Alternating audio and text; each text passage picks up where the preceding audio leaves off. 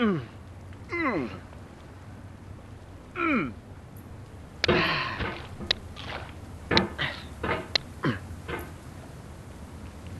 no. Oh, you just lost a lot of progress. That's a deep frustration, a real punch in the gut.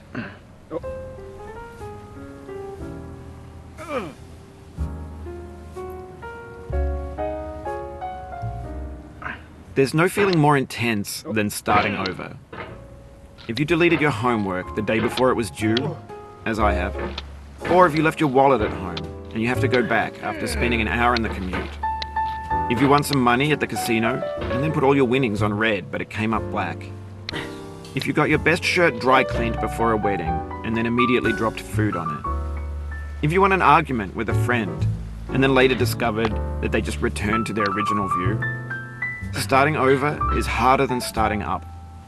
If you're not ready for that, like if you've already had a bad day, then what you're about to go through might be too much. Feel free to go away and come back. I'll be here. Alright, thanks for coming with me on this trip. I'll understand if you have to take a break at any point. Just find a safe place to stop and quit the game. Don't worry, I'll save your progress, always. Even your mistakes. This game is a homage to a free game that came out in 2002, titled Sexy Hiking. The author of that game was Jazuo, a mysterious Czech designer who was known at the time as the father of B games. And B games are rough assemblages of found objects. Designers slap them together very quickly and freely, and they're often too rough and unfriendly to gain much of a following. They're built more for the joy of building them than as polished products.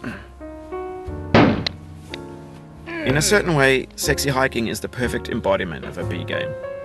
It's built almost entirely out of found and recycled parts, and it's one of the most unusual and unfriendly games of its time. In it, your task is simply to drag yourself up a mountain with a hammer.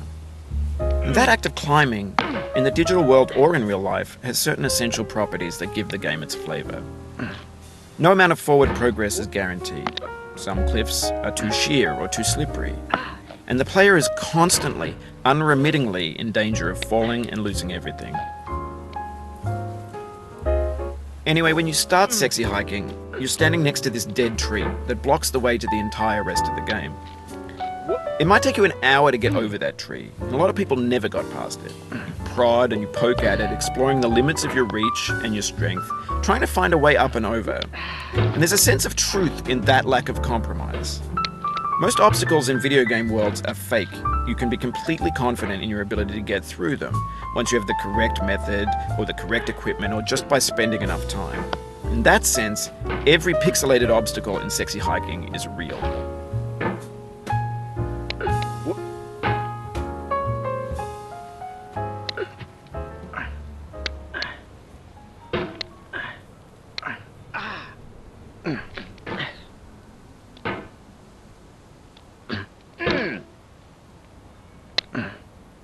The obstacles in Sexy Hiking are unyielding, and that makes the game uniquely frustrating. But I'm not sure Jazuo intended to make a frustrating game. The frustration is just essential to the act of climbing, and it's authentic to the process of building a game about climbing. A funny thing happened to me as I was building this mountain. I'd have an idea for a new obstacle, and I'd build it, test it, and it would usually turn out to be unreasonably hard. But I couldn't bring myself to make it easier. It already felt like my inability to get past the new obstacle was my fault as a player rather than as a builder. Imaginary mountains build themselves from our efforts to climb them, and it's our repeated attempts to reach the summit that turns those mountains into something real.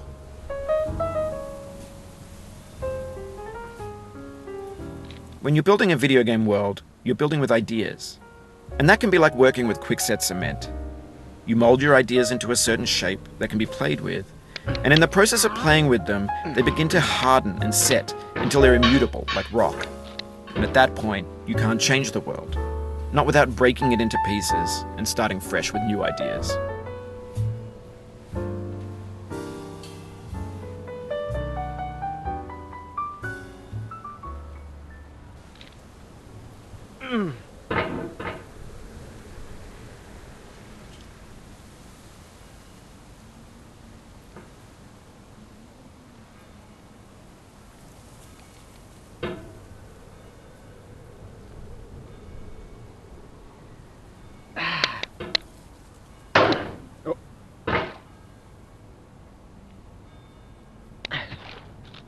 For years now, people have been predicting that games would soon be made out of prefabricated objects, bought in a store and assembled into a world.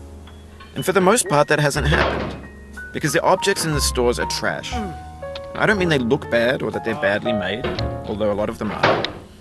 I mean they're trash in the way that food becomes trash as soon as you put it in the sink. Things are made to be consumed and used in a certain context, and once the moment is gone, they transform into garbage.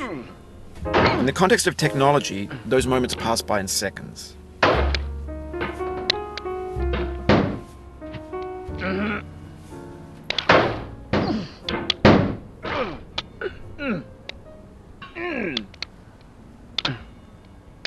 Over time, we've poured more and more refuse into this vast digital landfill that we call the internet. It now vastly outnumbers and outweighs the things that are fresh and untainted and unused. When everything around us is cultural trash, trash becomes the new medium, the lingua franca of the digital age. And you can build culture out of trash. But only trash culture. Be games, be movies, be music, be philosophy.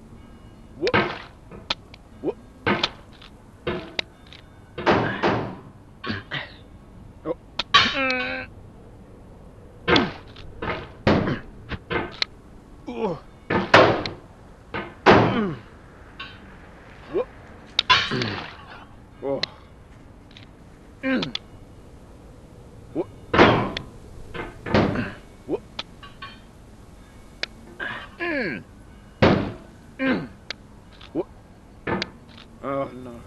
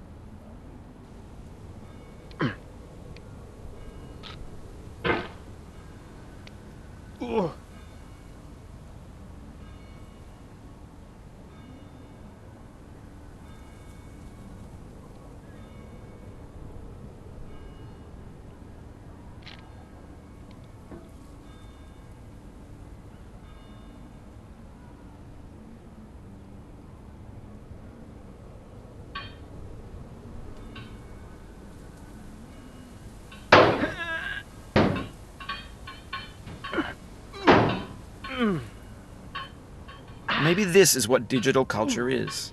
A monstrous mountain of trash, the ash heap of creativity's fountain. A landfill with everything we ever thought of in it. Grand, infinite, and unsorted.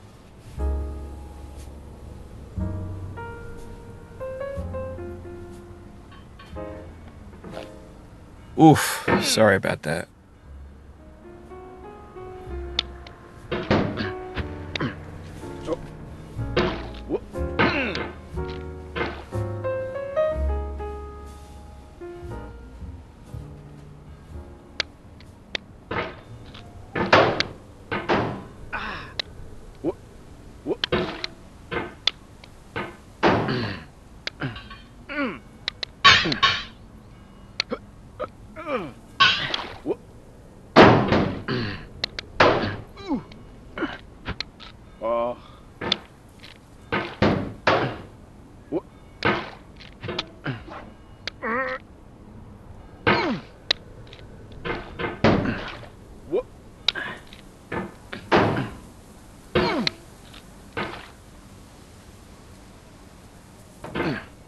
vertical wall here has a way of getting harder the more times you try it. I think anger makes you swing the hammer harder, and that can push you away from the wall.